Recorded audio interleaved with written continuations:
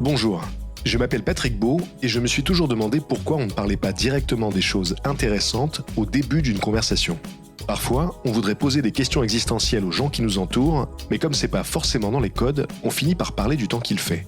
Dans Continue, tu m'intéresses, je vais donner à mes invités l'opportunité de parler de ce qui les intéresse vraiment. Et si tout se passe bien, ça devrait être intéressant. Aujourd'hui, je reçois Marie Trébert. Elle est autrice, vulgarisatrice et créatrice de la chaîne YouTube La Boîte à Curiosités.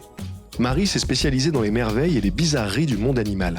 Sur sa chaîne, on apprend par exemple que la limace léopard se reproduit en faisant du saut à l'élastique. Et on découvre pourquoi le wombat fait des crottes carrées. Je me demande donc ce que je vais apprendre de surprenant quand je vais lui poser cette question. C'est quoi qui t'intéresse le plus en ce moment ? Je suis à fond dans tout ce qui est espace liminaire. Je sais pas si ça te parle. J'adore ça. C'est assez obsessionnel, ça fait 2-3 mois. En fait, je connaissais pas trop le truc. Ouais. Je connaissais un peu l'histoire des backrooms, j'ai regardé les vidéos de Feldup, etc. Mais vraiment, le concept d'espace liminaire, je connaissais pas. Et j'étais sur TikTok et je suis tombée sur un compte, je crois, qui s'appelle Vaporama, qui crée, donc c'est un artiste, en fait, qui crée des espèces d'espace en 3D hyper, un peu dans cette frontière entre le très dérangeant et le très beau et le sublime. Et je peux, scroller des heures là-dessus. Je suis ravi que tu parles de ça, parce que je pense pas avoir eu l'occasion d'en parler dans ce podcast, mais j'adore ça. Je trouve ça incroyable. Et en fait, ce qui est assez fou, donc moi en ce moment, j'ai beaucoup travaillé cette année, donc je suis un peu dans une espèce d'éloge de la lenteur, etc. Et ça m'absorbe dans un truc. Je me questionne beaucoup sur plein de choses d'ailleurs, parce que ça me provoque presque des sensations physiques. Je pense assez proche de ce que ressentent les gens quand ils regardent des contenus ASMR. Ouais. Fun fact très étrange, ça me fait saliver. Et j'ai remarqué, alors il y a un truc qui marche très bien, c'est les espaces liminaires avec de l'eau. Donc il y a tout un lore avec les trucs avec de l'eau. Tu sais, tu marches, tu entends les bruits d'eau, tu as des couloirs avec de l'eau, parfois tu as des ballons, etc. Et souvent, ça me fait... Je suis un chien de Pavlov, quoi. Je me mets à baver. Ça, c'est étonnant, quand même. Moi, j'ai pas ça, mais j'ai quand même cette fascination-là. Et donc, pour les personnes qui nous écoutent et qui ne connaîtraient pas ce concept, donc... c'est venu de l'anglais liminal space à la base. Et l'idée, c'est donc de poster des images de lieux qui sont des lieux intermédiaires, des lieux dans lesquels on n'est pas censé rester. Ça peut être une station-service, ça peut être le hall d'un hôtel, même des couloirs d'hôtel souvent. C'est ça, c'est des lieux de passage. C'est des lieux de passage, des lieux de transition. C'est ça, cette idée de liminal, donc on n'est pas censé y rester. Et donc le fait de regarder ces endroits vides, ça crée une espèce de décalage un peu onirique. Donc parfois ça peut être un peu inquiétant. Parfois on peut éprouver une nostalgie aussi pour un lieu qu'on n'a pas forcément connu. Et c'est un sentiment qu'on peut éprouver par exemple en étant seul dans un lieu qui est censé être occupé, comme un aéroport vide, Exactement. Même une école vide, par exemple une salle de cinéma. Et c'est vrai que ces images-là permettent d'éprouver ce type de sentiment un peu étrange, un peu entre deux. Et il se trouve que, comme tu le disais, il y a des sous-catégories qui se sont développées. Exactement. Je trouve ça fou. Et notamment ce truc des piscines. Les pool room, je crois que ça s'appelle. Pool room, ouais. Moi, perso, je sais pas pourquoi, mais c'est celle-là qui me fascine le plus. Pareil, mais ça m'absorbe. Et parfois, ce que je trouve fou, c'est que tu as l'impression presque de demi-rêver. C'est vraiment ça, tu dis, ok, cet espace, j'aurais pu le voir dans un rêve. Et ça te plonge dans un truc, presque un espèce de flow, quoi. Hypnotique. D'ailleurs, l'esthétique dans laquelle s'inscrit spécifiquement cette sous-catégorie là des pool rooms, c'est l'esthétique dreamcore. J'adore. Parce que t'as l'impression de rêver. Et il y a aussi ce truc des banlieues résidentielles, tu sais, avec des maisons qui se ressemblent toutes là. Exactement. Ça, c'est un truc qui revient souvent. Un peu Tim Burtonien. Voilà, ces maisons qui ont l'air d'être copiées-collées les unes à côté des autres. Et là, il y a quelques jours, j'ai vu passer sur TikTok une fille qui a posté une vidéo de son quartier. Donc, je crois qu'elle habite dans le Kentucky, un truc comme ça. Et elle vit dans un quartier résidentiel qui a l'air de sortir tout droit d'un truc de dreamcore. Et du coup, la vidéo a fait des millions de vues parce que les gens étaient choqués de voir que ça existait vraiment. Et il y a plein de jeux vidéo qui sont sortis, je sais pas si tu en as testé. Non, mais en fait, alors j'ai regardé des vidéos de Feldup du coup pour me regarder un peu mieux là-dessus, comprendre un peu mieux l'ordre, d'où ça venait, etc. Et il disait que c'était assez déceptif les jeux. Écoute, moi vraiment, je te conseille d'en essayer. Après, il y en a beaucoup. Hein. Ouais, il y en a eu beaucoup. Donc, il y en a un qui s'appelle tout simplement Pulse, je crois. Ok, et ça marche bien. Écoute, le fait d'être présent dans le lieu, d'interagir, de te promener dedans, pour moi, ça change tout. C'est encore plus fort que de simplement voir des vidéos. Et donc, dans Pulse, tu te promènes vraiment dans cette espèce de centre balnéaire infini, vide.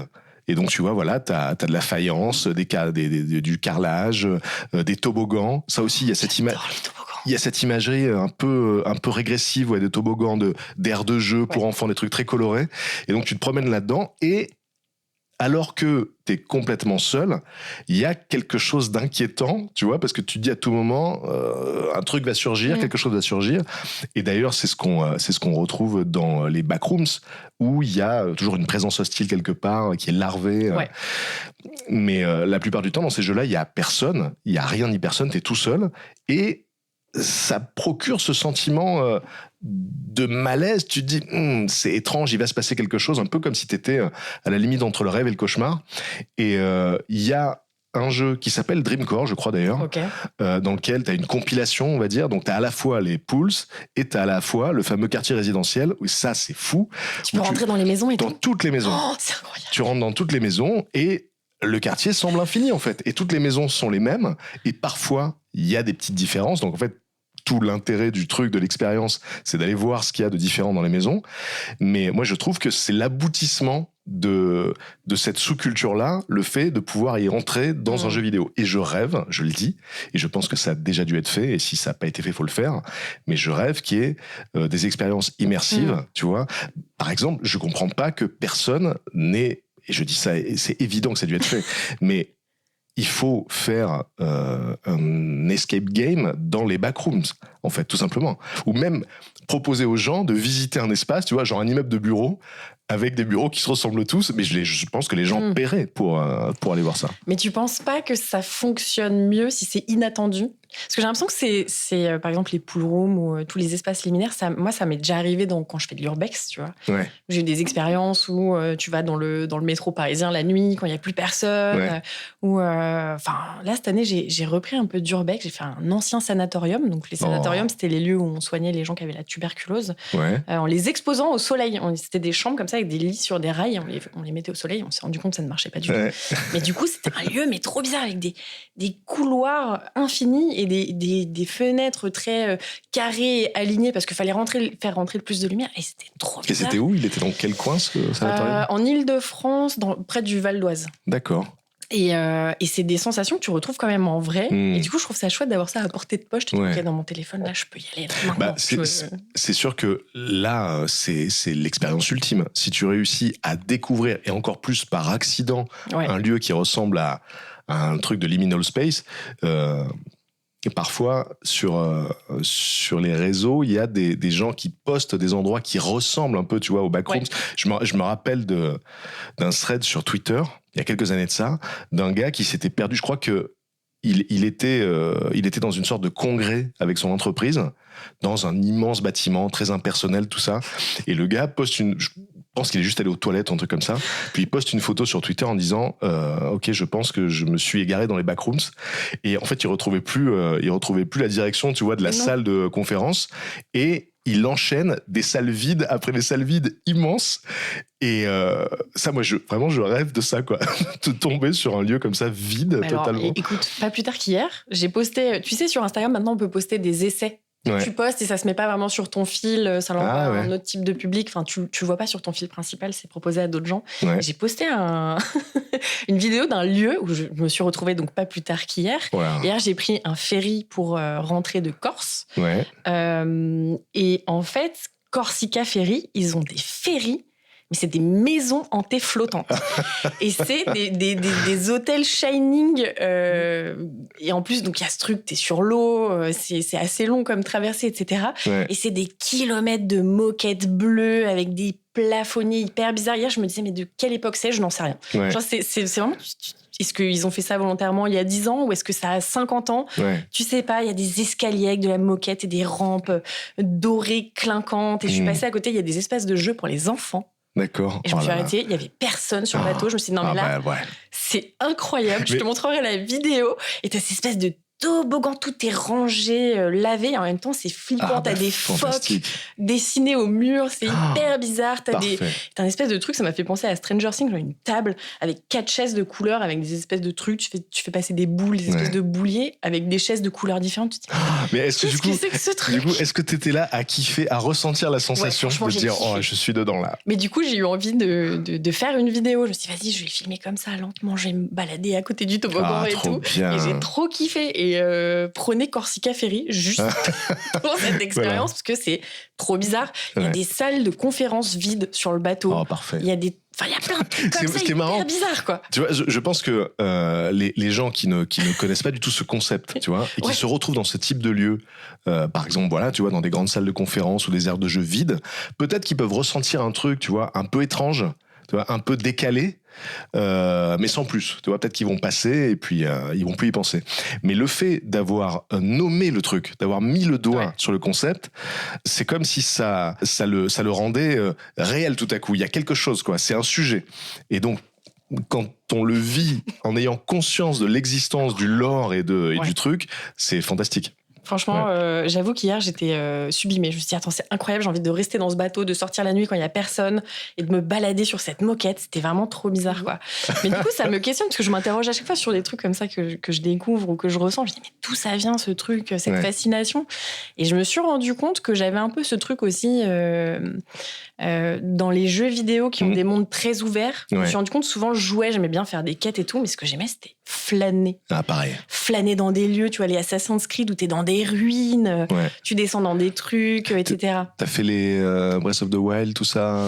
Non. Non. Mais alors, c'est marrant que tu parles de ça, parce que moi, ma première expérience de monde ouvert, c'était The Wind Waker. Donc Zelda The Wind Waker sur GameCube, super longtemps. Ah, un classique. C'était la première fois que j'avais l'impression d'expérimenter un truc où je pouvais prendre mon bateau, aller sur une île, rentrer dans une grotte, me perdre dans la grotte, revenir, passer dans un bâtiment.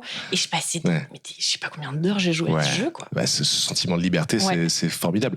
Et moi, j'ai la même chose. Je pense à Breath of the Wild parce que c'est vraiment le jeu dans lequel j'ai dû passer le plus de temps à juste errer, vraiment me promener. Je pense que 95% du temps que j'ai passé sur ce jeu, c'était se promener, tu vois. Et en plus de ça, il faut vraiment que tu le fasses parce que Breath of the Wild, tu peux juste observer la faune et la flore, et t'as une espèce de Pokédex là, on va dire, où tu peux prendre des photos de chaque animal, tu vois. Et il y en a des centaines d'espèces. Donc en fait, ça peut être ça le jeu pour toi si tu veux. Tu peux oublier la quête qui est donc d'aller tuer Ganon et d'aller libérer le royaume, mais en fait tu cherches juste les animaux, quoi. Et oui, c'est pour ça, pour les gens qui aiment se promener et errer, ce jeu c'est un bonheur. Dans The Wind Waker, t'avais carrément un petit appareil photo où tu pouvais prendre des personnages pour pas les oublier, reprendre en photo des lieux pour pas les oublier non plus. Et je trouvais ça génial, quoi, dans le truc de pousser l'observation du jeu et de contempler. Voilà. Donc en ce moment, je suis à fond là-dedans. Et je suis ravi. Ça me fait trop plaisir parce que moi, c'est vraiment un truc qui me tient à cœur, ça. Et en fait, personnellement, quand j'ai découvert qu'il y avait carrément une esthétique qui s'était développée autour de ça sur Internet, je me suis souvenu que j'avais souvent été touché par des expériences qui pouvaient se rapprocher du liminal space. Et notamment, je me rappelle, quand j'étais à l'école primaire, tu vois, il y avait eu... c'était quoi déjà ? Je crois que c'était une réunion parents-professeurs, et parfois on pouvait accompagner les parents. Et je me rappelle que je m'étais retrouvé seul avec un copain de classe dans l'école vide, donc les parents et les profs étaient dans une pièce et nous on pouvait se promener, tu vois. Et le fait de se retrouver seul dans un lieu qui est d'habitude rempli d'autres personnes, il y a un décalage. C'est un peu comme si tu étais dans les coulisses du monde, une espèce de monde parallèle, quoi. Et je pense que c'est ce genre de sentiment qu'on éprouve avec le liminal space. T'as accès à un truc complètement bizarroïde et déconnecté de ton quotidien, parce que t'as imprégné ce lieu de vie, de monde, de bruit, d'odeur, etc. Et d'un coup, c'est assez neutre.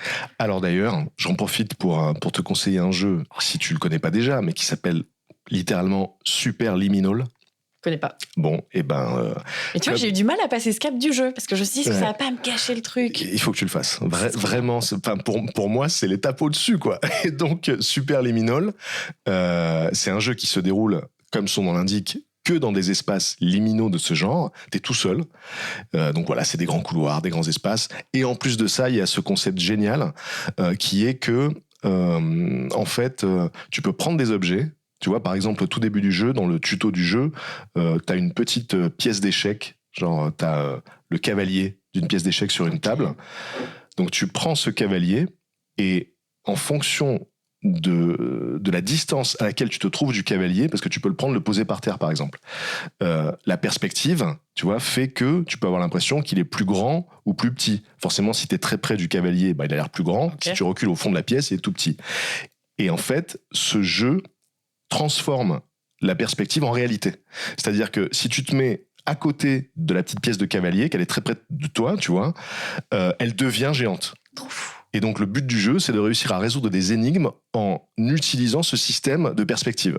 Donc tu rends les objets géants, tu rends les objets tout petits, et ça se passe dans un espace liminal comme ça, c'est fantastique. Donc voilà. J'adore. Et ben, franchement, j'adore. Marie, ouais. Est-ce que tu as appris quelque chose récemment qui t'a étonné, qui t'a marqué ? Oui. Le soir, pour m'endormir, je regarde des documentaires sur la relativité. D'accord. Voilà, on fait chacun, écoute, chacun son petit kink. Voilà, le soir, regarder un truc sur les trous noirs, un truc qui pareil, un peu dans ce truc presque liminaire aussi, donc qui t'aspire, qui te dépasse, etc. Et donc, je regardais un truc sur la relativité et ça parlait d'Einstein. Bien sûr. Et je ne connaissais pas l'histoire du cerveau d'Einstein. Je me suis dit, Patrick va connaître cette histoire, mais moi, je la connaissais pas. Que son cerveau a été conservé ? Mais c'est volé. Ah, vas-y, raconte-nous l'histoire. Et du coup, donc, il parlait de ça, donc je me suis renseignée, j'ai halluciné, je savais pas du tout. Donc en 1955, Einstein décède. Et donc, forcément, on ne sait pas ce qui s'est passé. Donc, la famille demande une autopsie. Je crois que le médecin s'appelle donc Thomas Harvey. Il est chargé de l'autopsie, il fait son autopsie, il rend le corps. Et Einstein avait laissé des directives très précises quant à ce qu'on faisait de son corps, parce qu'il avait la phobie il avait dit, je ne veux pas qu'on conserve mes ossements quelque part, parce que ma célébrité me met très mal à l'aise. Il y a des gens qui me vouent parfois même des cultes. Je veux pas qu'on aille vouer un culte à mes ossements. Je veux qu'on m'incinère et qu'on disperse mes cendres dans un endroit totalement secret. Je ne veux pas qu'il y ait de reste de moi. Donc le médecin rend le corps d'Einstein est incinéré. Sauf que, pendant l'autopsie, le mec a pris une scie, a scié le crâne d'Einstein et a volé le cerveau. Incroyable. Je trouve ça incroyable. Alors déjà, dans l'éthique, déjà, les questions éthiques, de base. Parce que la famille n'était pas au courant. Et donc, le mec vole le cerveau et le conserve à peu près 30 ans à côté d'un frigo sous son bureau. Parce qu'en fait, il était pas. En fait, lui, ça le fascinait. Il se disait, attends, c'est quoi ce cerveau ? Il y a peut-être des découvertes incroyables. Parce que voilà, par rapport au génie d'Einstein, est-ce que le cerveau avait des spécificités anatomiques ou quoi ? Et il finit par. Alors, je connais pas trop la chronologie du truc. Il finit par le découper, en tout cas. D'accord. Donc, il fait des petits et des gros morceaux. Des très petits morceaux qu'il va mettre sur des petites lamelles, mais alors plus de 1000, quoi. On parle de plus de 1000 lamelles du cerveau d'Einstein. Il va finir par en parler à des scientifiques, parce qu'en fait, lui, il n'est pas du tout, branché, quoi. Enfin, il est juste... à la base, il fait des autopsies, les médecins. D'accord. Et donc, en 1985, il y a une étude qui est parue sur... il a filé des tranches, des lamelles. Et donc, c'est une scientifique qui dit, OK, peut-être que dans la structure du cerveau d'Einstein, on se rend compte qu'il y a une quantité de... Je crois que ça s'appelle des cellules gliales qui favorisent tout ce qui est neurotransmetteur, qui fait que peut-être il y a eu un génie particulier. Il y en a plus que la moyenne. Voilà, c'est ça. Ouais. Et mais bon, ça a été assez débattu, parce que quand tu vois la qualité finalement des lamelles, c'est pas incroyable. Faut savoir qu'on n'a jamais retrouvé toutes les lamelles. Thomas Harvey a fini par donner quelques lamelles à des musées de médecine, etc. La famille d'Einstein donc a été mise au courant. Ils lui ont dit, OK, on veut bien que tu conserves le cerveau si c'est à des fins scientifiques. En fait, il en a sûrement vendu des morceaux. Je crois qu'il a fait une cover centrale dans Life. avec. Et c'était pas du tout... en fait, je pense qu'il vouait un culte, une fascination à ce truc-là. Et j'ai trouvé ça, mais hallucinant, presque triste. Ah non, c'est fou. Et alors, si je dis pas de bêtises, je crois qu'il y a certaines lamelles qui sont conservées au Mutter Museum à Philadelphie, qui est un musée de sciences un peu bizarre. Il y a des tas de spécimens étranges. Et dans le lot, il y a quelques lamelles du cerveau d'Einstein. Mais c'est vrai que c'est incroyable de se dire qu'il n'avait pas du tout donné son accord pour ça et que ce type a gardé le cerveau d'Einstein pendant 30 ans dans son bureau. Mais j'imagine le gars. Pas le frigo sous mon bureau, s'il vous plaît, les enfants. Ou t'imagines le type qui reçoit des amis dans son bureau qui dit tu veux voir un truc de ouf? Tu vois, là, c'est le cerveau d'Einstein. Putain, c'est incroyable. C'est incroyable. Et ça questionne, parce qu'en fait, au final, c'est pas un cas isolé. Il y a eu plein de choses comme ça, d'histoires de corps ou d'organes qui ont été volés ou prélevés, sûrement contre le gré des personnes décédées. Il y a le doigt de Galilée aussi. Qui est exposé d'ailleurs. Qui est exposé au musée de Florence, au musée Galilée de Florence. Donc je crois que c'est le majeur droit de Galilée qui est comme ça. Alors en mode relique, quoi, vraiment serti sur un socle doré, etc. Mais t'as plein de choses comme ça. T'as l'histoire du crâne de Descartes. En fait, une fois, je suis allée au musée de l'homme et je passe devant une vitrine et je vois crâne de Descartes. Je fais, attends, quoi, comment ça, crâne de Descartes? En plus, le crâne est trop bizarre. Il est un peu gris. Il y a des inscriptions à l'encre dessus, en calligraphique et tout. Qu'est-ce que c'est que ça? Est-ce que c'est vraiment le crâne de Descartes? Et puis, il y a le crâne, alors, je sais pas si tu connais celle-là, mais il y a le crâne de Joseph Haydn, le compositeur. Non. Pour moi, c'est une des plus belles dans le genre, celle-là. Et pareil, en fait, donc Haydn, c'était un compositeur vénéré, un des plus grands de l'histoire. Et quand il est mort, le fossoyeur a récupéré son crâne, un peu dans le même délire, quoi, pour garder le crâne du grand homme, quoi. Et du coup, le crâne a disparu comme ça pendant des décennies. Il est passé de main en main. Et quand on a inhumé Haydn pour la deuxième fois, parce qu'il a été déplacé, son corps a été déplacé dans un palais, dans une espèce de crypte dans un palais. Donc on s'est aperçu qu'il lui manquait son crâne. Donc ils ont mis le crâne d'un autre mec. Et puis après, on a retrouvé le crâne. Et donc dans la fameuse crypte où Haydn est inhumé, il y a 2 crânes. Celle du remplaçant et le sien, quoi. C'est fou. Voilà. Donc le truc, c'est pareil, ça a été déplacé, replacé, volé, parce que pareil, les gens vouaient un culte à Descartes. Et en fait, je crois que c'est ressorti au 19e siècle pendant une vente aux enchères. Oh, le crâne de Descartes est à vendre, quoi. Du coup, ça a été finalement récupéré, mais il s'est passé même dans les mains de Cuvier, au Muséum d'histoire naturelle. Et en vrai, aujourd'hui, on ne sait pas trop si c'est vrai ou pas. Mais en tout cas, ce crâne-là est identifié comme celui de Descartes. Et franchement, ça vaut le coup d'œil à aller regarder à quoi ça ressemble. Parce que ces écritures, il y a des gens qui ont mis des inscriptions. C'est le crâne du sacré Descartes, en latin. Mais qu'est-ce que c'est que ça, quoi? Magnifique. Je trouve ça incroyable. Il y a aussi, alors là, je crois que c'est le corps entier, quoi, du philosophe Jeremy Bentham, qui est dans une université en Angleterre. Donc, il y a son corps naturalisé, on va dire, c'est comme une espèce de momie, et la tête avait été volée par des étudiants, je sais pas, comme dans une espèce de pari ou de défi, et il avait été récupéré. Je crois que les étudiants avaient fait une espèce de chantage en disant on vous rend le crâne si il se passe tel truc, je sais pas quoi, et donc il avait récupéré, et donc je crois qu'il est toujours aujourd'hui le corps du philosophe Jeremy Bentham qui est exposé comme ça dans une espèce de grande boîte en bois. Et voilà, c'est vrai que c'est chelou quand même ce truc des reliques t'as la mâchoire d'Hitler aussi. La mâchoire d'Hitler. Il y a eu plein d'analyses. Elle est exposée quelque part. Elle n'est pas exposée, mais cette année, il y a des rapports qui sont sortis en disant OK, on a ce fragment de mâchoire d'Hitler. Ça faisait longtemps qu'on se questionnait sur est-ce que c'est vraiment la mâchoire d'Hitler. Et il y a eu des analyses vraiment très précises cette année, et c'est la mâchoire d'Hitler. Enfin, c'est un fragment, mais voilà, quoi. Ça a été conservé, déplacé de main en main, etc. Et depuis cette année, on sait que c'est vraiment la mâchoire d'Hitler. D'accord. Donc là, elle est stockée quelque part dans des réserves. Je sais que c'est Philippe Charlier qui a travaillé dessus. J'avais vu une vidéo du Monde dessus où ils expliquaient comment ça avait été, les analyses avaient été faites, mais tu vois, il y a des restes comme ça, quoi. Je trouve ça.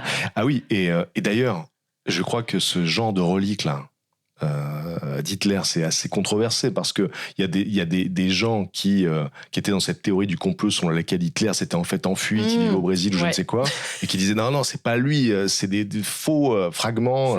Donc là, c'était la preuve définitive que c'était bien lui et qu'il est bien mort et que voilà. Donc ça mettait un point final à l'histoire. Magnifique. Écoute, vraiment très très très très bon sujet.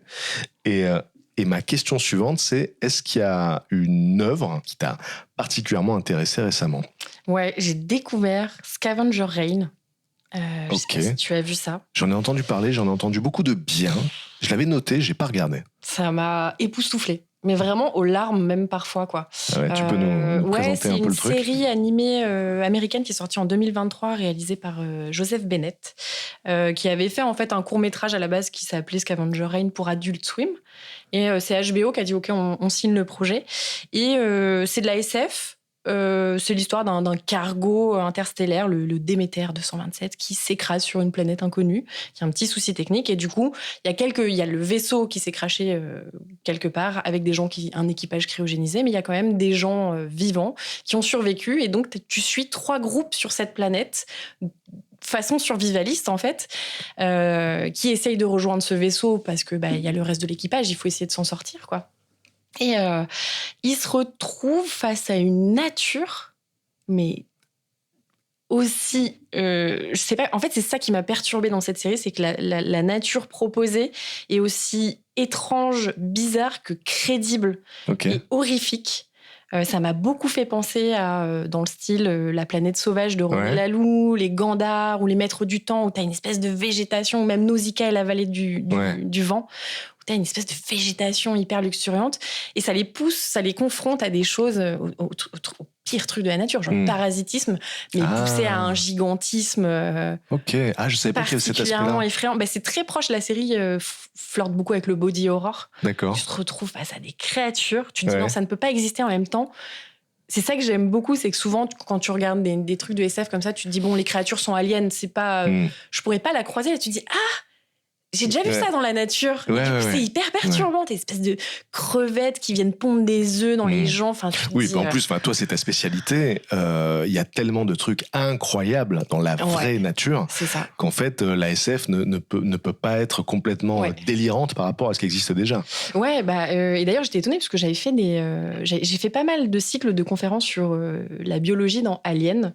Et souvent, je cherche à recroiser avec les créatures. Donc, je me dis, ok, le facehugger, il ressemble à ça, il a ça comme capacité. C'est marrant, ça se retrouve chez une chauve-souris.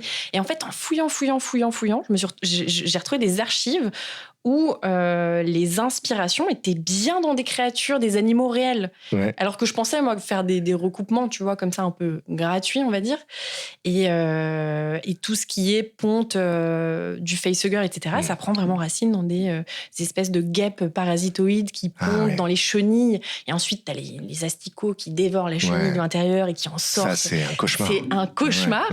Et j'ai retrouvé vraiment les trucs, les archives où il y a écrit, OK, on va s'inspirer de ça, etc. Oui, parce que, tu vois, pourquoi s'embêter, en fait ? Je veux dire, tout est là, toute l'inspiration est déjà là sous nos yeux, donc... c'est surtout que comme on connaît et qu'on fréquente ces espèces, même si parfois on connaît pas toute l'horreur liée à ce truc, du coup, c'est encore plus dérangeant. Et c'est pour ça que cette série, elle m'a encore plus dérangée, parce que je me suis dit, attends, mais ça, c'est crédible, là, quand même. Alors, souvent, quand il y a de la végétation extraterrestre, tu vois, typiquement dans un film comme Avatar, j'ai l'impression qu'on retombe plus ou moins dans certains tropes, tu vois, c'est un peu des clichés. C'est ça. Tu vois, sur les couleurs, sur les formes, même on se dit, OK, c'est le cliché d'une végétation ou même d'une faune extraterrestre. C'est ça. Et là, donc, tu dis que c'est plus créatif que ça.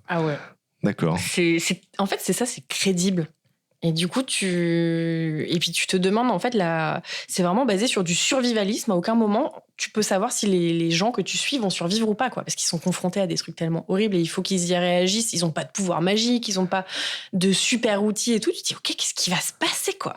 Et j'ai trouvé ça incroyable. Bon, t'as des créatures quand même qui sont un peu plus... des espèces de créatures, je vais pas spoiler, mais qui arrivent un peu à manipuler mentalement, faire du parasitisme, mais télépathique presque, sur certains humains.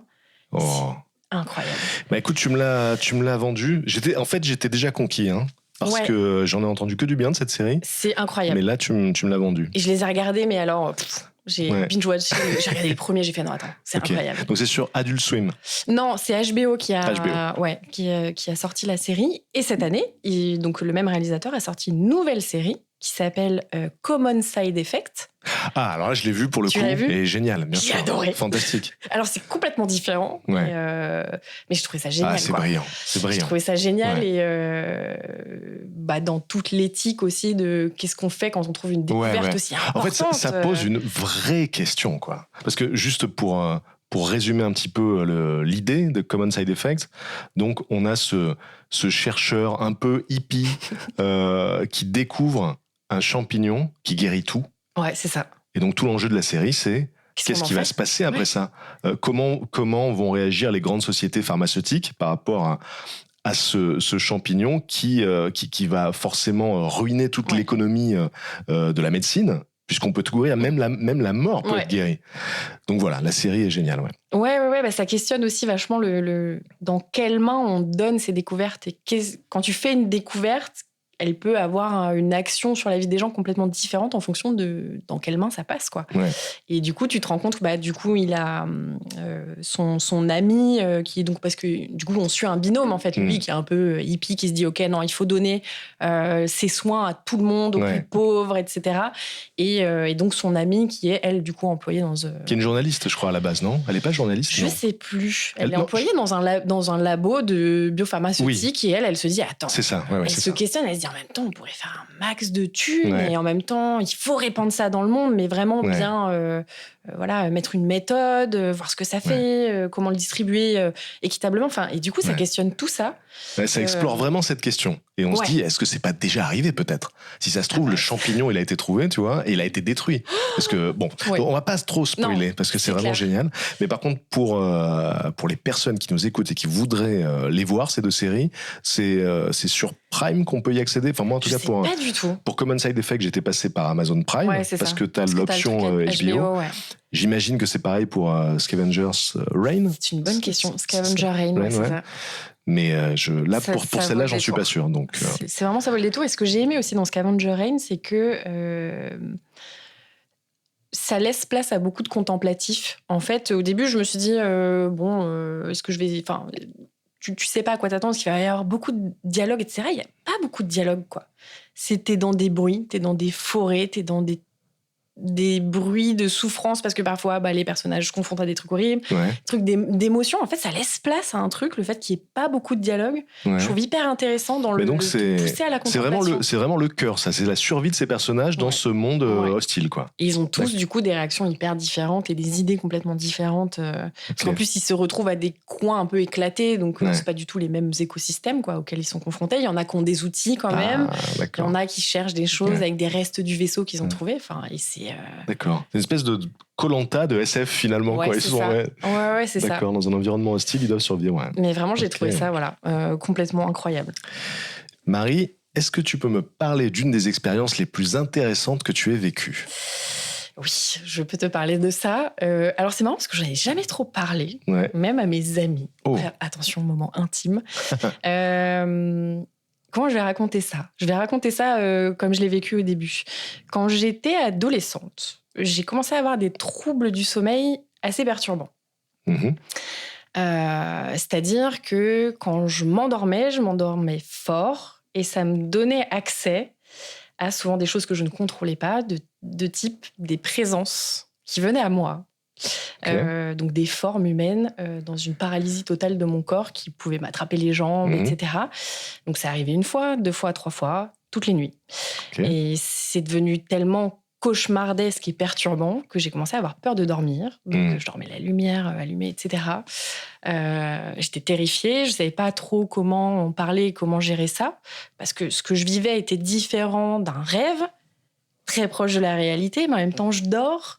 Mais en même temps, je vois, en fait, pour te raconter, c'est comme si tu te semi-réveillais et que tu voyais un espèce de monde un peu, tu sais, comme quand tu vois les parasites sur une télé très mouchetée électrique et tu vois des formes qui t'approchent, qui te touchent, parfois qui te crient. Et toi, t'es paralysé, tu peux pas respirer, tu n'arrives pas à crier, tu n'arrives pas à te réveiller. Et bref, et ça a été assez catastrophique comme gestion parce que j'ai fini par en parler à mon père. Ouais. J'adore mon père. Hein. Mais il est très... mon père a un peu une croyance parfois pour tout ce qui est esprit, etc. Okay. Donc il m'a dit, non mais attends, en fait, ça se trouve t'es médium, ça se trouve t'as accès à un truc. Je me disais, on peut pas aller voir un médecin du sommeil sinon. Non, attends, on va appeler des médiums. Et je me suis retrouvée dans des engrenages vraiment horribles, quoi. J'ai passé des appels à des médiums qui ont dit, oui, bien sûr, là, vous êtes en train de parler à des gens morts. C'est vos ancêtres morts qui sont en train de vous envoyer un don, etc. Et c'était horrible. Et en fait, de fil en aiguille, ce qui m'a sauvée, c'est vraiment les forums sur Internet. Donc, quand j'ai commencé à avoir 15-16 ans, je me suis dit, non, là, c'est épuisant, j'en peux plus, quoi. Et j'ai commencé à avoir des forums où les gens racontaient qu'ils vivaient des choses similaires, jusqu'à trouver, des gens qui disaient, oui, c'est vrai, on est des médiums, etc. Et d'autres personnes qui disaient, non, mais en fait, ça s'appelle de la paralysie du sommeil. Et j'ai exploré ça et ça m'a vachement rassurée. Et plus j'ai appris des trucs scientifiques sur cette expérience-là, plus en fait je me suis réconciliée avec, parce que je me suis dit en fait c'est flippant, mais il y a une explication et ça devient presque intéressant. Et du coup, quand ça m'arrivait, j'étais assez apaisée quand ça m'arrivait et presque j'en jouais. Je me disais, ça me touche, mais est-ce que moi je peux toucher, etc. Et aujourd'hui, presque 20 ans plus tard, ça m'arrive encore très rarement, parce que je me suis très réconciliée avec ce truc-là. Ça me fait plus peur. Mais ouais, ça a été une sacrée aventure et avec le recul quand même intéressante, parce que c'est un état, je pense, que auquel peu de gens ont accès. Et donc, en fait, c'est une histoire de... T'as plusieurs phases de sommeil. Je me souviens plus que le cerveau diffuse pour te paralyser, en fait. Parce que si tu réveilles et que tu n'étais pas paralysé, c'est ce que font les somnambules. En fait, ils se lèvent, ils parlent, ils marchent, etc. Donc, tu as ça qui permet de ne pas avoir ton corps qui bouge. Et donc, la paralysie du sommeil, c'est ton cerveau qui se réveille, mais ton corps reste paralysé. Donc, tu es dans un espèce... Parce que ce qui est assez fou, c'est que tu vois autour de toi. Bien sûr, Et en même temps, c'est hallucinatoire parce que tu rêves. Et du coup, je trouve ça fascinant. Donc, à la fois, je trouvais ça horrible à vivre sur les débuts, et à la fois, je trouve ça fascinant, quoi. Alors moi, la paralysie du sommeil, c'est un des phénomènes neurologiques les plus fascinants que je connaisse. Et en fait, j'en ai vécu une quand j'avais 18-19 ans. Et donc, évidemment, à l'époque, j'avais jamais entendu parler de ce phénomène-là, parce que c'est quand même relativement confidentiel. Complètement. Un truc dont on parle tous les jours. Et je me souviens que... Je faisais une sieste, donc ça arrive souvent, en tout cas ça arrive plus souvent quand on dort en journée apparemment. Ok. Et donc voilà, je faisais une sieste, donc je vivais chez mes parents, je fais une sieste en journée, l'après-midi, et tout à coup, je me réveille et je suis paralysé, donc ça déjà c'est déjà un truc. C'est spécial, ouais. Donc tu peux plus bouger. Et là, au pied de mon lit, je vois une silhouette sombre. Voilà, c'est ça. Une silhouette sombre qui se rapproche, que j'arrive pas du tout à identifier. Et cette silhouette se pose sur mon torse et commence à exercer une pression. C'est ça. Tu vois, donc j'ai l'impression d'étouffer. Et là, je commence à paniquer sérieusement quand même. Et je me débat. Et puis ça marche pas. Et puis tout à coup, ça y est, je suis libéré. Et je me réveille, mais je dormais pas. Donc, je pense que j'ai dû passer le reste de la journée à me demander ce qui s'était passé, parce que c'était pas un rêve, clairement, et en même temps, c'était pas la réalité, puisque voilà, cette silhouette-là, elle a disparu dès que je me suis dégagé. Et donc, ça a été un petit traumatisme, ce truc-là. Je comprenais pas ce que j'avais vécu. Et 2 ou 3 ans plus tard, coïncidence totale, en fait, j'écoutais beaucoup un groupe qui s'appelait Dredg. Okay. Donc ça s'écrit D-R-E-D-G. Et donc ce groupe a fait un concept album qui s'appelle El Cielo. Mais non. Et c'est un concept album sur la paralysie du sommeil. Mais incroyable. Et dans le livret du CD, il y a des témoignages de gens qui ont des paralysies du sommeil chroniques et qui ont du coup la peur d'aller dormir, parce que chaque nuit, ils savent que ils vont être paralysés et que les entités vont arriver, etc. Donc là, pareil, je commence à me renseigner là-dessus, et ce que je trouve incroyable, c'est que un phénomène avec des symptômes aussi précis soit aussi répandu dans toutes les cultures, depuis la nuit des temps. Et en fait, c'est un truc tellement étrange que ça a donné naissance à des mythes, à des légendes, à des tableaux. Oui, donc, le tableau de Fuseli. Fuseli, voilà, le cauchemar de Fuseli, c'est un des plus célèbres. Avec le cheval qui a les yeux blancs. Il y a le cheval et cette femme étendue, et il y a ce petit démon sur son torse, parce que ce truc-là, c'est récurrent.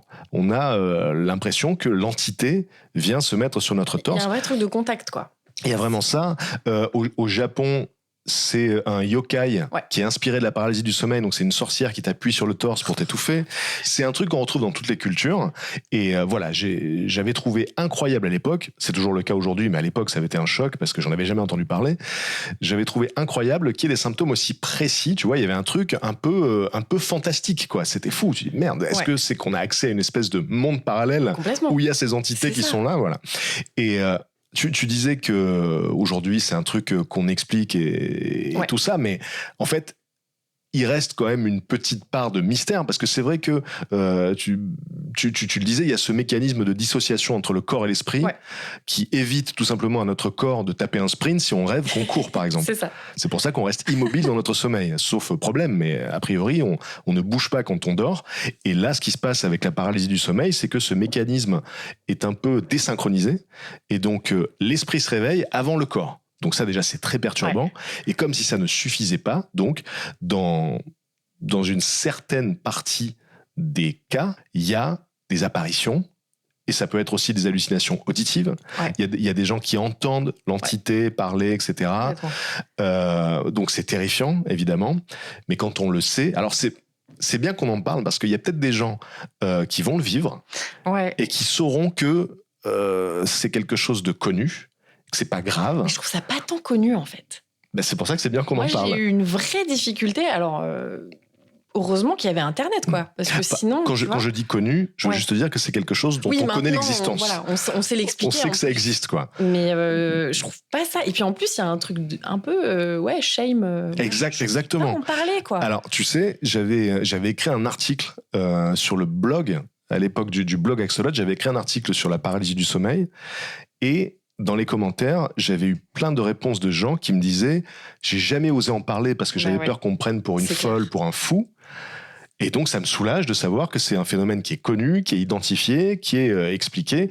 Mais il y a quand même un petit mystère, tu vois, par rapport à la nature même des hallucinations. Alors ce truc des halus, je l'ai appris en m'intéressant au sujet, mais il y a 2 types d'hallucinations du sommeil, selon que les hallucinations se passent au moment de l'endormissement ou au moment du réveil. Il y a 2 mots différents. Si c'est une halu qui se déroule au moment où tu t'endors, c'est une hallucination hypnagogique. Et si c'est une hallucination qui se produit au moment où tu te réveilles, c'est une hallucination hypnopompique. Ne me demandez pas pourquoi j'ai retenu ces mots, mais je les trouve très poétiques. Et donc, il peut arriver parfois qu'au moment où on s'endort, il y ait des petites formes qui apparaissent. Moi, je sais que c'est un truc que j'ai vécu pendant pas mal d'années. En fait, je m'endormais, je me réveillais quelques minutes plus tard, et je voyais comme en surimposition, tu vois, dans l'obscurité de la chambre, des figures géométriques ou des formes qui bougeaient. Incroyable. Et ben ça, c'est quelque chose qui a été identifié. Donc si ça vous arrive, rassurez-vous, voilà, c'est pas, vous êtes pas en contact avec des entités surnaturelles, vous n'êtes pas en train de devenir fou, c'est quelque chose qui est relativement commun, même si, bon, je crois que la statistique que j'avais trouvée à l'époque, quand j'avais fait cet article, c'était à peu près 35% de la population vivra une paralysie du sommeil au moins une fois. Donc tu vois, c'est plus d'un tiers. C'est déjà pas mal. Mais pour la majorité des gens, ça restera une expérience qu'on leur raconte. Et généralement, on est un peu dubitatif, tu vois, si on l'a jamais vécu. Mais comme si tu voyais un fantôme. En fait, j'avais l'impression, moi, que quand j'en parlais, ça revenait à dire, je vois des fantômes. Les gens me disaient, mais t'as rien. Bien sûr. Et personnellement, je pense que si je l'avais pas vécu, j'aurais du mal à croire les récits de gens qui disent, mais oui, il y a une forme noire qui vient c'est trop précis. Ben voilà, il faut le vivre et tu sais que c'est vrai, quoi. Et après, ce que je trouve, du coup, c'est pour ça que je trouve que c'est intéressant, c'est parce que ça ouvre des questionnements sur le cerveau, quoi. Je trouve le cerveau, il est capable de nous donner accès à des trucs comme ça. Où, tu vois, en ce moment, c'est de plus en plus... Il y a beaucoup de travaux qui sont menés, par exemple, sur les champignons, tout ce qui est hallucinogène, etc., pour lutter contre la dépression, etc. Il y a un super documentaire sur Netflix, je ne sais plus comment il s'appelle, où on suit des essais cliniques sur des patients dépressifs avec des champignons. Ils ont des hallucinations, mais ils en ressortent. Ça leur donne accès à des expériences qui les réconcilient avec plein de choses, qui les font réfléchir à d'autres, Il y a des souvenirs qui reviennent, il y a des pleurs, il y a des rires. Et je trouve ça assez fou, la machine qu'on a dans la tête, quoi. Ouais. Mais ça, par rapport aux champignons, je pense qu'il est temps d'arrêter de diaboliser ces substances-là pour en tirer les profits. Parce que c'est quelque chose... Pour le coup, c'est un truc sur lequel on est en retard par rapport aux sociétés traditionnelles, voilà, qui ont toujours eu un lien étroit avec les substances hallucinogènes, avec l'accompagnement d'une chamane, d'un chaman, qui fait que c'est pas un truc qu'on prend tout seul et pour lequel on est livré à soi-même. Et effectivement, comme tu dis, il y a de plus en plus d'études qui sont menées sur les bienfaits de la psilocybine, donc qui est la substance des champignons hallucinogènes, sur la dépression notamment. Et il y a énormément de personnes qui participent à ces expériences, qui rapportent une amélioration très très nette de leur humeur après une prise de champignons, alors qu'ils sont sous antidépresseurs depuis des années. Alors évidemment, ça se passe toujours dans des environnements contrôlés et médicalisés, mais c'est quand même dommage de passer à côté des bienfaits de ces substances-là sous prétexte que ça a été diabolisé et mis dans le même panier que, je sais pas, des drogues comme l'héroïne ou autre, alors que c'est des substances très différentes. Et en plus de ça, on utilise des opiacés et des substances psychotropes dans la médecine. C'est vrai. Donc pourquoi ne pas l'ouvrir à ça aussi Ouais. Non, mais voilà. Expérience intéressante, flippante, mais tu vois, avec le recul, assez folle, quoi. T'en as eu récemment des paralysies du sommeil ? Alors maintenant, c'est horrible parce que du coup, j'ai quand même une petite phobie, c'est que souvent, quand je me sors des paralysies du sommeil, je crie. Et donc, dès que je dois dormir avec des gens, là, par exemple, je suis partie une semaine sur un bateau, je préviens les gens. Il est possible qu'une nuit, ça n'arrive pas souvent, mais je me réveille en criant, et c'est arrivé sur le bateau. La semaine dernière. Donc voilà, les gens sont au courant. Parfois, je leur dis, si vous voyez que je galère à me réveiller, que je crie un peu trop pendant le temps, enfin, tu sais, tu gémis parce que tu luttes, t'as envie de te réveiller et ton corps n'y arrive pas. N'hésitez pas à me réveiller. Tout va bien, c'est normal, ça fait peur, mais ça s'explique. Du coup, je briefe les gens. Ou tu vois, quand je vais dans des hôtels ou des trucs où tu dors avec des gens, quoi, je suis obligée de les prévenir. C'est trop flippant, quoi. Tu te réveilles avec une nana qui hurle à côté de toi. Non, c'est clair. Alors d'ailleurs, je pense qu'on peut en parler parce que ça rentre dans le cadre des expériences. Mais là, donc, t'as passé une semaine sur un bateau pour aller compter des dauphins. Ouais, en gros, c'est ça. Il y a 2 ans, j'avais été contactée par une association qui s'appelle l'association Miraceti, qui est basée à Martigues, dans le sud de la France. Et donc, cette association, elle bosse sur la connaissance et la protection des cétacés de Méditerranée. En Méditerranée, on a 8 espèces de cétacés dans la Méditerranée française. Et donc, ces cétacés, ils sont sujets à être impactés par tout ce qui est activité anthropique, etc. Et ils m'avaient appelé parce qu'ils menaient, tous les ans, ils mènent des expéditions en bateau, ils longent les côtes ou alors ils vont au large, etc. pour compter, voir l'état des populations de cétacés. Est-ce qu'on croise des baleines, des dauphins ? Si oui, à quelle fréquence ? Quels sont leurs comportements face au bateau ? Au-delà de compter ces animaux, on compte tous les déchets, les oiseaux qu'on va... Tout. En fait, on fait vraiment un état de leur lieu de vie et de leur population. Donc, j'étais partie faire une vidéo avec eux il y a 2 ans et j'avais trouvé l'expérience... taré. Vraiment, moi, je connais pas du tout la mer à la base. J'ai jamais fait de bateau. Je pars là-dessus. On voit des animaux incroyables. On a vu des baleines. Personne ne voit ça dans sa vie. Ça s'appelle des baleines à bec de Cuvier. C'est les baleines qui... ça ressemble à des très gros dauphins. Ça doit faire 5-6 mètres de profondeur. Ça fait 5-6 mètres de longueur. Et c'est le cétacé qui est capable de plonger le plus profond au monde. Moi, je pensais que c'était le cachalot. Je crois que le cachalot, il est capable de descendre à 3000 et elles vont à 4000, un truc comme ça. Enfin, c'est zinzin. Incroyable. Et on en a vu, quoi. Et t'as l'impression d'avoir accès aux Pokémon rares, quoi. Et puis t'es sur l'eau et c'est... L'eau, la mer, c'est un environnement vraiment pareil qui te met dans des états mentaux un peu bizarres. T'es à bord avec des gens dans un espace confiné, donc c'est une expérience humaine très particulière aussi. Et j'ai vécu des trucs, mais hyper forts, quoi, au-delà des animaux. Et donc, en fait, je me suis dit que comme j'avais vachement aimé ce qu'ils faisaient et l'expérience, j'allais faire une fois par an, je pars avec eux maintenant faire du bénévolat, quoi. Je pars avec eux, je m'inscris sur une mission et je pars. Et donc là, on est parti faire une mission en Corse qui est focalisée donc sur compter, surtout s'intéresser aux populations de grands dauphins. Donc, c'est Flipper le dauphin, cette espèce-là. Et du coup, on a vogué sur les côtes de la Corse. Mais t'as vu des dauphins dont j'avais jamais entendu parler. Ouais. Tu peux me ressortir le nom ? Donc, en Méditerranée, on a 8 espèces de cétacés.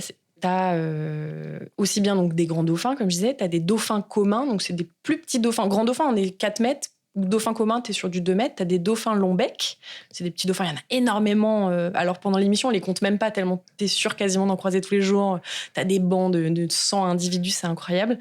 Et après, t'as des animaux plus rares, donc la baleine à bec de Cuvier dont j'ai parlé.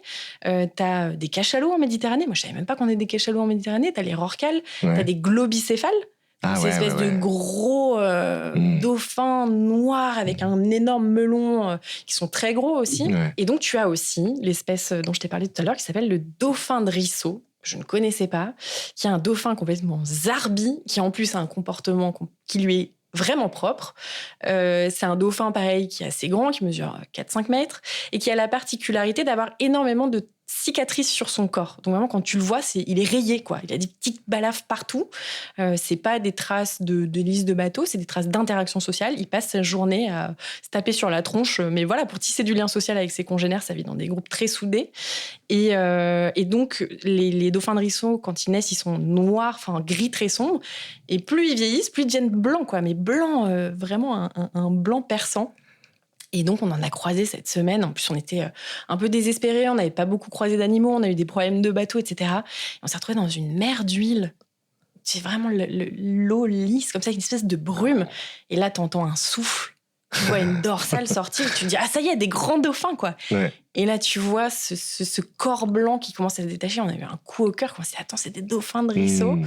Et ils ont la particularité de faire le poirier. Donc, c'est-à-dire qu'ils foutent leur queue comme ça hors de l'eau. Et ils restent. Alors, ils maîtrisent vachement bien leur truc, parce que ils restent assez longtemps comme ça. Ils sortent un bon mètre de leur corps et de leur queue. Ouais. Puis ils montent leur queue comme ça. On ne sait pas trop à quoi ça sert. Mais ils le font quand il y a des humains, justement, pour faire une espèce de petit spectacle. On ne sait pas du tout. Spectacle, je ne sais pas. Généralement, les comportements, c'est comme, tu vois, souvent on dit, ouais, les dauphins, ils viennent à l'étrave du bateau, ils jouent, etc. Et en fait, j'ai lu des bouquins, ils ne jouent pas du tout. En fait, généralement, un groupe de dauphins, une fois, avec Mira Sethi, on avait croisé un groupe de dauphins bleus et blancs, je pense qu'il y en avait 200, quoi. Ouais. Et généralement, quand il y a beaucoup de monde comme ça, il y a aussi beaucoup de bébés. Et ce qui se passe, c'est que souvent, tu as des groupes d'éclaireurs qui partent vers un bateau, qui vont voir un peu ce qui se passe, et souvent, qui, apparemment, intentionnellement, ce que j'avais lu dans le livre d'une scientifique qui s'appelle Fabienne Delfour, qui bosse vraiment sur le comportement des dauphins, en fait, ils emmènent le bateau ailleurs. Ils éloignent le bateau du groupe. C'est une diversion, on appelle ça de la diversion, quoi. Ils disent, OK, venez, on va par là. D'accord. C'est les vraies sirènes. C'est ça, exactement. Et donc, ils emmènent le bateau ailleurs pour garder le groupe au calme, parce que tu as des nurseries, tu as plein de petits, tu as des jeunes. Donc, Alors, j'ai lu un truc récemment sur les anneaux de bulles qui étaient faits par les dauphins, tu vois, et qui sont utilisés apparemment pour communiquer. Ah oui, OK. Et en fait, le truc que j'ai lu parlait des anneaux que font certaines baleines. Et donc, il y a une hypothèse selon laquelle les baleines utiliseraient ces fameux anneaux pour essayer de communiquer avec nous. Ah, j'ai vu passer, j'ai pas lu l'article. De langage extraterrestre, mais sur Terre. Comme dans Premier Contact. Comme dans Premier Contact. Un langage qui passerait par des formes, du coup. Donc, c'est juste une hypothèse. On ne sait pas du tout si c'est ça que ça veut dire. Mais l'idée m'a fasciné, quoi. Est-ce que les baleines essaient de nous dire quelque chose avec les bulles ? Cassez-vous. Ouais, c'est ça, c'est ça globalement. Barrez-vous, c'est vrai que la communication, notamment des cétacés. En fait, c'est fou parce que je sais pas si tu as regardé, il y a le documentaire Océan qui est sorti avec David Attenborough. Ah, alors j'ai vu que c'était un documentaire sans précédent parce que ça montrait les ravages du chalutage profond. C'est la première fois qu'ils ont posé des caméras sur les filets des chaluts. Les images sont ouf. Le documentaire, je suis plus nuancée dessus, mais première fois qu'on voit ces images-là, et je trouve c'est vraiment d'utilité publique. Parce que, on te raconte qu'un chalut, ça drague le fond, tu te rends pas compte, quoi. Là, tu vois vraiment l'échelle. J'avais l'impression de regarder Mad Max, quoi. Je sais pas comment dire, une espèce de truc équipé avec des trucs en ferraille qui fout tout en l'air, avec des nuages de poussière. C'est assez spectaculaire. On peut parler de ça une minute. C'est un sujet crucial parce que c'est une pratique qui détruit les fonds marins. Et est-ce que tu peux nous parler des conséquences de cette pratique-là ? C'est assez simple, en fait. Le concept, c'est que tu as donc des énormes chaluts qui ont des filets, mais c'est pas que des filets. En fait, c'est des filets qui sont lestés par des énormes chaînes très lourdes en métal qui rentrent dans le sol. Et donc, tu racles le fond marin. Dans le fond marin, il y a des coraux, il y a des espèces, il y a des... Enfin, en fait, ça détruit tout. Et c'est aussi tout le débat au lieu autour de ce qui est aire marine protégée, parce qu'en fait, finalement, les aires marines protégées sont pas très protégées et les chaluts vont dedans. Donc, c'est ouf. Et dans le documentaire, c'est assez... donc, t'as cette vue... donc les caméras qui sont posées sur le filet, et tu as aussi les vues aériennes, et tu vois les traînées de sable sur des kilomètres, ça fait des formes, et c'est dévastateur, quoi. Alors ça, super important ce que tu dis là sur le fait, parce que moi je l'ai appris il y a 1 mois, ça, que les aires marines protégées, elles sont pas protégées. Non, elles sont pas protégées. C'est fou, ça. C'est incroyable, et puis du coup c'est complètement vidé de toute vie. Et ce qui est fou aussi avec le chalutage là dont on parlait, c'est que en fait, tu racles tout. Tu ne sélectionnes pas, je sais pas, c'est pas comme si tu poses une ligne et tu dis je vais pêcher mon hareng. Là, tu racles tout. Donc, tu emmènes les céphalopodes. Indifféremment, tu détruis tout. Ouais. Et du coup, tu vois le truc, il déverse des montagnes de poissons. C'est hallucinant, quoi. Et ils en jettent, je sais plus, 90%. Quel enfer, non mais c'est... Et tu te dis, mais attends, mais... Quoi Par rapport au truc des aires protégées, c'est vraiment une sorte de greenwashing gouvernemental, en fait. C'est-à-dire, on dit que là, c'est protégé, mais en réalité, les chaluts y vont quand même, donc c'est pas protégé. Ouais. Et il me semble que récemment, il y a un combat qui s'est mené, notamment par l'association Bloom, pour que les aires protégées soient vraiment protégées. Et il y a des lobbies très puissants, évidemment, qui essaient de limiter au maximum la régulation de ces aires-là. Et concrètement, qu'est-ce qu'on peut faire, nous, pour lutter contre ça, Arrêtez de manger du poisson. Arrêter de manger du poisson, voilà. Enfin, arrêter de manger du poisson. Moi, j'aime bien dire aux gens, arrêtez de manger de la viande, arrêtez de manger du poisson. Après, déjà... voilà, si tu as besoin d'un espace de transition là-dedans, ce que je comprends, tu te diriger vers quelque chose de plus local et essayer de comprendre d'où vient ce que tu manges. Mais dans tous les cas, il faut vraiment bannir tout ce qui est élevage industriel, pêche industrielle, c'est une catastrophe. Et dans le documentaire d'Attenborough, c'est super intéressant. Donc, tu as cette problématique de la pêche en fond, là. Et tu as aussi, il montre les bateaux-usines à krill. Donc là, on est en Antarctique, quoi. Donc, on va loin, quoi. C'est des espaces hyper fragiles, etc. Et tu vois, les bateaux à krill, parce que le krill, en fait, donc c'est des toutes petites crevettes quasi microscopiques qui sont pêchées pour faire de la nourriture pour les chiens, les chats. Tu peux en faire plein de choses, des appâts, nourrir les saumons d'élevage, etc. En fait, souvent, c'est pour faire des farines animales, quoi. Et t'as les images de ces bateaux-usines, donc ils pêchent, mais des montagnes de krill, et ils conditionnent tout à bord, quoi. Maintenant, c'est des usines, on appelle ça des bateaux-usines. Donc, tu as le krill qui est conditionné, bouilli directement à bord, mis dans des sacs, tac, et puis quand ils rentrent, tout est conditionné, quoi. Je trouve ça... le concept de bateau-usine, et je crois que le dernier baleinier japonais, donc au Japon, ils continuent à faire de la pêche à la baleine. Pareil, c'est des bateaux-usines, donc ils rentrent la baleine, ils la découpent, et ils congèlent sur place, ils découpent, Enfin, je trouve ça fou. Maintenant, t'es dans un truc de... Ouais. Donc, si vous êtes révolté par ce type de pratique, la meilleure arme, là, effectivement, c'est d'arrêter le poisson, ou au moins le freiner, si vraiment vous pouvez pas vous en passer. En fait, c'est pas tant freiner, c'est, je dirais... parce que si tu freines et que tu continues à manger du poisson issu d'une pêche problématique, c'est beau de freiner, tu la nourris quand même. Oui, comme tu disais, c'est plutôt vérifier la source du poisson que tu manges. Non, franchement, là, c'est trop grave, quoi. Mais c'est comme le saumon, hein. Le saumon qui est un lobby, je sais plus combien de milliards d'euros ça génère par an. Quand tu vois les conditions des animaux qui sont agglutinés sous antibio, sous je sais pas combien de médicaments, parce qu'ils sont tous malades, ils ont des poux, des parasites de peau. C'est immonde, quoi. Tu manges vraiment un truc... Alors, non seulement tu manges un truc dégueulasse, mais tu cautionnes un truc parce que tu manges. C'est mauvais à tous les niveaux, quoi. C'est mauvais pour le corps, c'est mauvais pour l'environnement. Ouais, mais tout est fait pour te dire, mais non, regarde ce pavé de saumon, tu peux le cuisiner comme ça, c'est plein d'oméga 3, etc. Et c'est ça que je trouve assez fou dans tout ce qui est lobby, que ce soit du lait, de la viande, de la pêche. Tout est fait pour qu'on oublie l'animal. Et ça me fascine en ce moment, quoi. C'est un pavé, il est carré, on l'accompagne de légumes.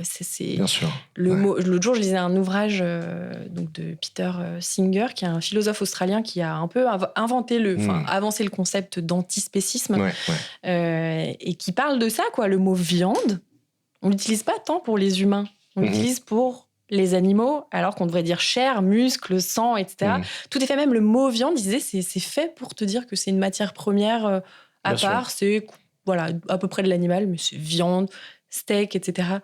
Et je trouve ça fou à quel point on est capable de nous faire oublier ce qu'il y a dans notre assiette. Mais totalement, mais oui, mais même la représentation animale dans l'industrie alimentaire, c'est très codifié, quoi.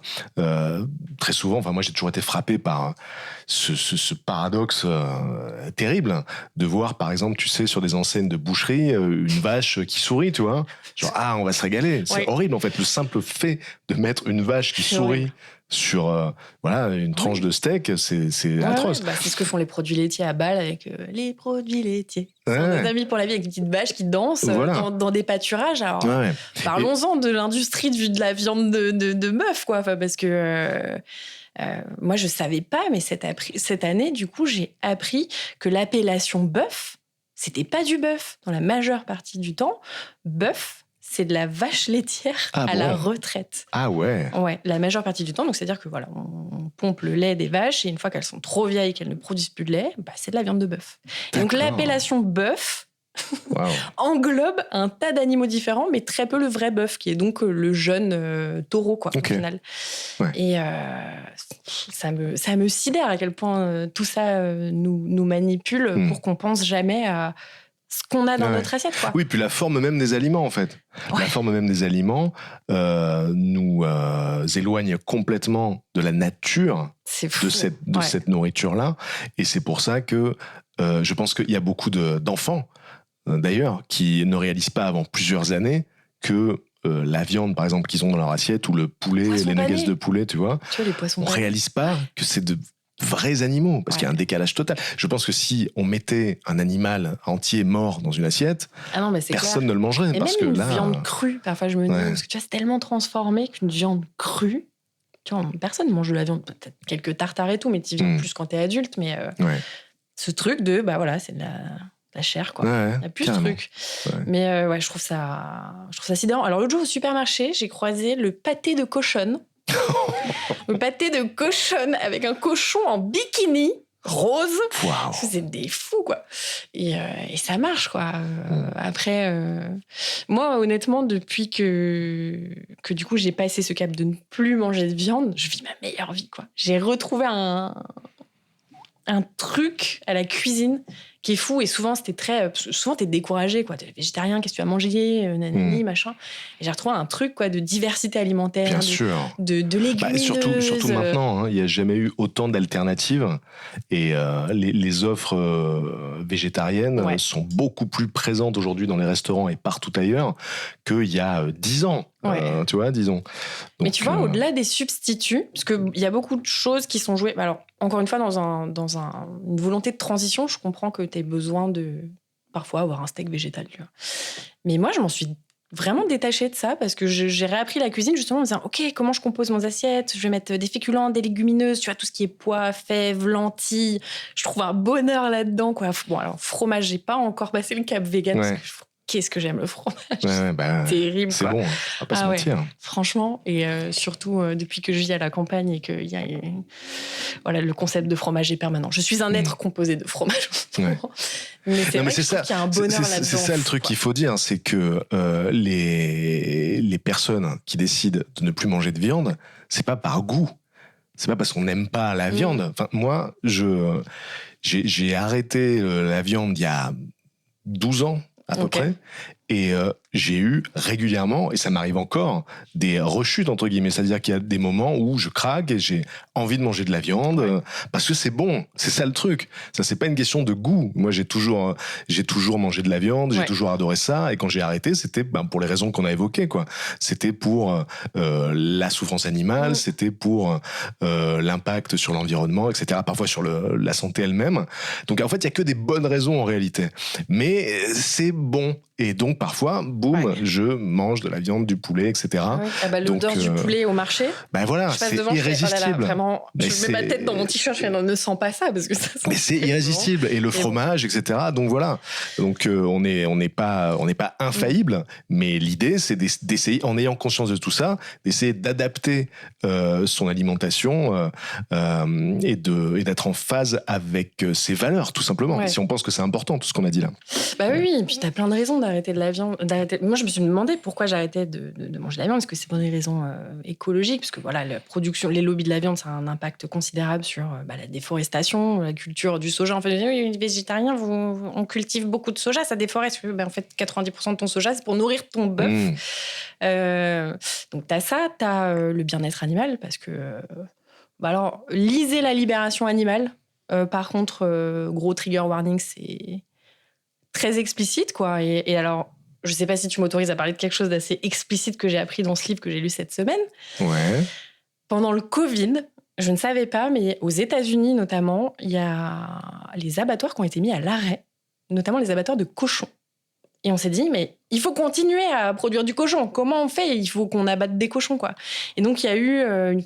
ils ont consulté des groupes vétérinaires, etc., qui ont dit... la meilleure solution là pour tuer un max de cochons rapidement, vu on pouvait plus utiliser. Donc normalement ils sont gazés les cochons avec du gaz carbonique, etc. Ils enferment des milliers de cochons dans un hangar et ils montent la température à 80 degrés. Oh là là. Et j'ai été sidérée de lire ça cette semaine. Je me suis dit, mais attends, c'était là, quoi, il y a 5 ans. Et c'est aussi pour ça, quoi. En fait, moi, c'est pour ça que j'arrête de manger de la viande aussi, parce que je trouve ça, mais... Oui, non, bien sûr. C'est pas possible, quoi. Et tu vois, c'est vrai que moi, j'ai eu beaucoup de mal avec, par exemple, les images de L214. Je suis trop sensible. Je peux pas regarder des cochons mourir. J'en suis incapable. Ça me traumatise vraiment, quoi. Mais c'est vrai que de passer par la lecture, même si ça reste explicite, au moins, on t'impose pas des images, tu vas à ton rythme, etc. Et j'invite quand même les gens à essayer parfois de se sensibiliser à cette réalité de l'assiette et de la viande, quoi. Voilà, c'est très gai. Cet épisode va être vraiment fun, quoi. Non, mais c'est bien qu'on en parle, je pense. Alors, est-ce qu'il y a un événement qui, sur le moment, pouvait passer pour anodin, mais qui, avec le recul, a changé ta vie ? Oui, je crois. Mais tu vois, j'ai mis beaucoup de temps à le conscientiser. Alors moi, on m'identifie comme vulgarisatrice scientifique, mais en fait, j'ai pas de formation scientifique. À la base, alors je suis une éternelle, vraiment, je me souviens, j'ai pas eu trop de peluches et tout. Je voulais un microscope, quoi, très jeune. Je laissais pourrir l'eau du vase de ma mère pour regarder les paramécies. Donc je sais que très jeune, j'avais cette curiosité scientifique, naturaliste, d'observation. J'ai élevé des escargots, tu vois, dans ma chambre, des larves de mouches. Enfin, je voulais voir tout ça, quoi. Et à l'école, ça n'a pas fonctionné. Donc, je me suis dit très tôt, je vais être aventurière scientifique, je vais soigner les animaux et tout. Et alors, tout ce qui a été, je me souviens déjà au CP, quoi, calcul mental, etc. C'est pas passé, quoi. J'ai fait un vrai blocage. Et puis, par rayonnement, dans tout ce qui est matière scientifique, physique, chimie, SVT, etc. aussi. Je pense que je suis tombée sur des profs aussi qui m'ont pas aidée, quoi, qui m'ont très vite dit... à 8 ans, je me souviens qu'on me disait, mais t'es naze, quoi. En fait, arrête. Tu es nul. Tu ne feras jamais de science, quoi. Et pourtant, c'était quand même là. Et en fait, dans cette question, ce que je voulais dire, c'est que j'ai croisé quand même des gens dans mon parcours scolaire qui m'ont dit, faut pas lâcher ta curiosité scientifique. En 6e, j'ai fait un club d'astronomie. Et tu vois, c'était complètement sorti de tout système de notation.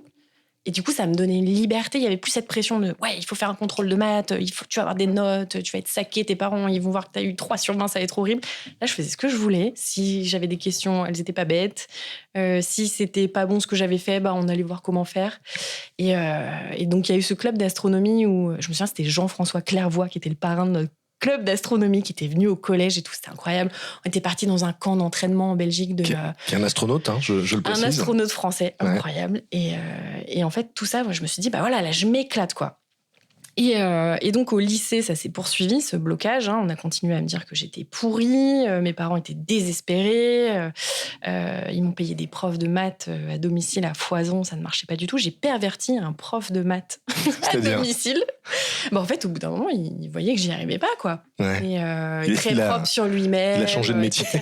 Non, en fait, il était vas-y, on marie et tout. Et j'étais non, je n'y arrive pas, je ne comprends pas. Là, j'en ai marre, quoi. Et je suis allée faire ma première fête de l'humain. Je devais avoir, 15 ans, quoi. Et en fait, je suis tombée sur ce mec qui, d'habitude, était dans son petit trench, sa petite mallette en cuir. Et là, je le vois défoncé. Avec un énorme t-shirt Legalize Cannabis ou je sais pas quoi. Et je lui dis, mais attends, mais Rémi, quoi. Il me dit, non, c'est impossible, t'as pas le droit de me voir comme ça, quoi. Wow. Je lui dis, écoute, on fait un deal. Tu continues de venir à la maison faire les cours de maths, mais on fait autre chose. Et du coup, on faisait des clubs de lecture, on regardait des vidéos. Et c'était génial, on s'échangeait des livres. Et c'était horrible. Sur un chantage, quoi, littéralement. Je te jure, horrible. Bref, et du coup, pour en revenir à ça, vu que je pouvais pas aller dans une filière scientifique, je me suis dit, ce que j'aime faire, c'est dessiner, sculpter, etc. Je vais me diriger vers une école artistique pour peut-être arriver aux portes scientifiques. Donc, j'ai commencé à faire des stages au Muséum d'Histoire naturelle de Paris, dans les ateliers sculpture-moulage, en me disant, je vais être petite main pour ces métiers-là. Et j'ai croisé plusieurs profs assez fous. Donc, quand j'étais au lycée, et que en fait j'ai fait ma seconde première générale et en fait en terminale quand j'étais en première j'ai commencé à me dire j'aimerais bien faire une filière. Tu peux prendre une option artistique au bac qui te permet ensuite d'entrer dans des écoles d'art, mais si t'as pas ça c'est compliqué.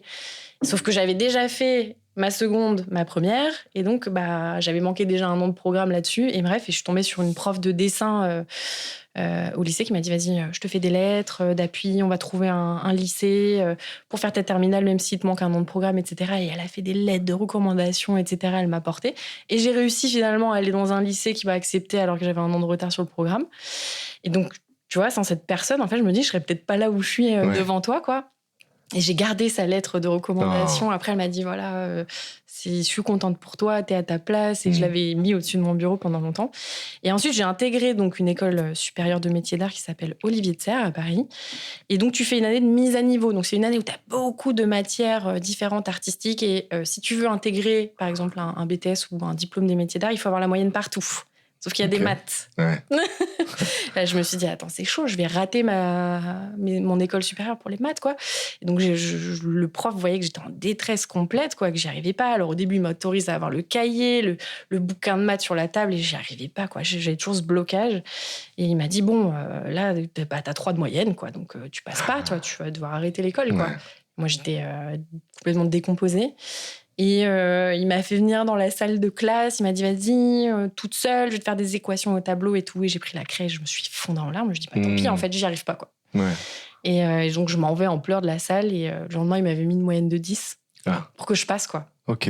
Il m'a dit, t'as fait ce que t'as pu. Oh. On a fait ce qu'on a pu. T'es pas, tu vois, t'es pas une élève rebelle qui en a rien à foutre. T'as essayé. On voit que c'est un vrai blocage. Ouais, bien sûr. Laisse tomber, on te fait passer, tu vas pas gâcher ta scolarité. Et donc, tu vois, j'ai eu quand même des gens comme ça où je me suis dit, ah bon, c'est plus ou moins anodin, quoi, mais c'est des gestes forts qui font que, tu vois, ce que je fais aujourd'hui, la vulgarisation, en fait, c'est grâce à ces gens-là, quoi, qui m'ont permis quand même d'avancer. Je trouve ça fort, quoi. Est-ce que tu as déjà lu des livres de Michael Launay ? Oui, il y a longtemps. Le théorème du parapluie. Le théorème du parapluie, notamment. Ouais. Je pense à lui parce que je trouve que c'est le meilleur pour essayer justement de se réconcilier avec les maths quand c'est difficile. Parce que, voilà, quoi, il injecte toute une magie autour des maths, il rajoute des histoires par-dessus. Et voilà, quand on a la phobie des maths, je trouve que Michael Launay, c'est un bon antidote. Mais ça n'a pas suffi. Non, ça n'a pas suffi. Puis en fait, il n'y avait pas trop d'alternatives fun maths, j'ai l'impression, dans ma génération, quoi. C'était très... Puis il y avait ce truc estampillé, si tu sais faire des maths, t'es un télo, t'es un génie, tu vas faire une carrière brillante, t'es plus intelligent. Et donc, je me sentais débile. Puis on me le disait à l'école, quoi. Ouais. Donc c'est vrai que je crois qu'il y avait aussi ce truc un peu d'élitisme des maths que je trouvais un peu abominable, quoi. Et dans le lycée où j'étais, je ne le citerai pas, il y avait carrément une filière S étoile. Oh là là. Ouais. Donc S étoile, c'était les meilleurs élèves qui avaient les meilleures notes en matière scientifique. Quand tu les voyais passer dans le couloir, tu disais S étoile, ils sont trop intelligents. Ouais. Non, c'est vrai qu'il y a toujours eu une mise en avant des maths comme s'il s'agissait d'une espèce de discipline ultime et suprême au-dessus des autres. Alors que je pense que globalement, si vous réfléchissez aux conversations les plus intéressantes que vous avez eues dans votre vie, c'était peut-être pas nécessairement avec des mathématiciens. Donc voilà. Non, mais tu vois, il y a pas longtemps, et d'ailleurs j'ai trouvé ça génial parce que les maths, comme on les apprend à l'école, moi ça m'a bloqué. Je suis allée faire un tournage à l'université de Reims-Champagne-Ardenne et je suis allée dans un labo de maths. On m'a dit il faudrait que tu ailles filmer au labo de maths. Je dis non, pitié, je vais pas aller au labo de maths. Je filmais quoi en fait? Et c'était génial parce que c'était des maths appliquées à de la biologie. Et donc en fait c'était des mathématiciens qui bossaient avec des biologistes qui travaillaient sur les macaques pour comprendre la circulation du sang dans le cerveau des macaques. Et donc ça passe par de la mécanique des fluides et donc par des calculs.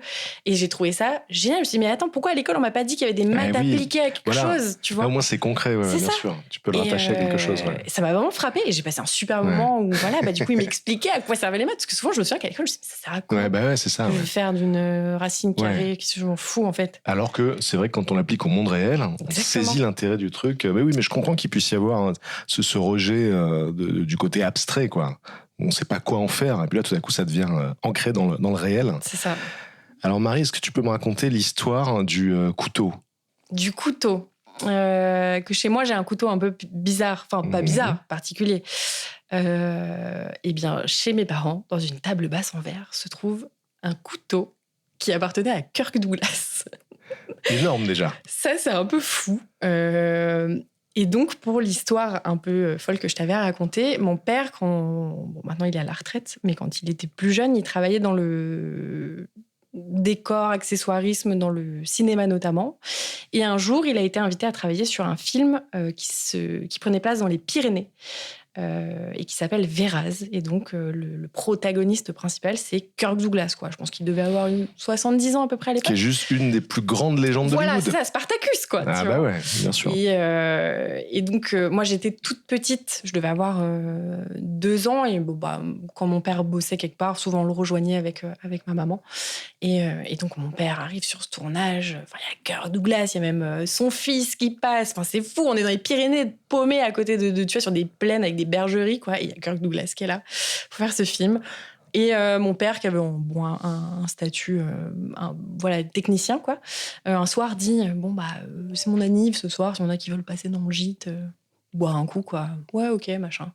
Et ce soir-là, tempête de neige. Donc, mon père ouvre un petit mousseux au gîte, mais pas grand monde vient, quoi. Enfin, tu vois, petit truc familial. Et là, ça toque à la porte. Mon père ouvre la porte et il y a Kirk Douglas avec sa femme, une bouteille de champagne, nous disant c'est ici la fête. Et mon père, genre, celui qui est fille, quoi. C'est fou. Il se dit, attends, mais qu'est-ce qu'il faut là? On est 5, quoi. Enfin, Et donc, en fait, Kirk Douglas est venu à l'anniversaire de mon père. Et donc, apparemment, alors j'ai aucun souvenir, j'avais 2 ans, j'ai passé ma soirée sur ses genoux et il m'appelait sa petite princesse. Incroyable. Et du coup, je trouve ça fou. Et donc, parmi les accessoires, souvent, mon père, comme il bossait du coup dans l'accessoire et le décor, il gardait, tu vois, des objets. Et donc, il a gardé ce couteau qu'il a tout le temps avec lui dans le film. Donc, on a le couteau de Kirk Douglas à la maison. Je ne cherchez pas l'adresse de mes parents. Non, mais l'histoire est magnifique, mais il n'y a pas de photo. Hein. Il n'y a plus que le couteau. Enfin, il y a le film, quoi. Ouais, il y a le film. Il y a le film, et donc au générique, il y a ton père. Ouais. Voilà. Magnifique histoire. Vraiment taré, quoi. Et j'ai croisé, en fait, c'est fou parce que j'ai beaucoup suivi mon père sur des tournages et j'ai croisé des sacrées personnalités, quoi. J'ai croisé Alain Bachung. Ouais. Je revenais de la Cité des Sciences, la Cité des Enfants, où j'avais fait un atelier découpage flocon de neige. Et mon petit frère avait déchiré mon flocon de neige et on devait aller rejoindre mon père sur le tournage après. Je suis arrivée en pleurs sur le plateau, machin. Et je revois Alain Bachung dans son fauteuil devant une cheminée. C'était un décor, quoi, donc c'est un peu bizarre comme endroit. Et je suis en larmes. Il me dit, viens et tout. Et on a rescotché mon truc ensemble. On a parlé. Et du coup, j'ai passé du temps, tu vois, avec des gens comme ça. Ouais. Mais en fait, ce qui est marrant, c'est que c'est dans une banalité. Oui. Tu vois, Kirk Douglas qui vient boire une coupe dans un gîte, dans une bergerie. Irréel, ça. Et du coup, j'ai croisé quelques personnes comme ça. C'était un peu fou, quoi. Si tu pouvais avoir accès à une statistique précise sur ta propre vie, laquelle choisirais-tu ? Eh bien, c'est très bizarre, mais ça m'arrive souvent de me questionner sur combien de fois tu as frôlé la mort. Okay. Peut-être 0, mais peut-être 1000, peut-être dans des endroits... il y a pas des fois en particulier qui te viennent à l'esprit tout de suite, où tu te dis, là, c'était chaud. Là, ouais, il y a eu des choses où j'ai eu peur, mais justement, j'aimerais bien savoir s'il y a eu des trucs complètement...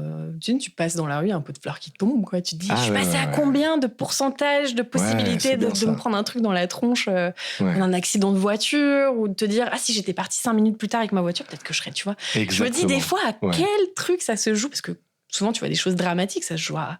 Bien sûr. 3 minutes, quoi. Bien sûr. Et non, parfois, je me suis fait peur.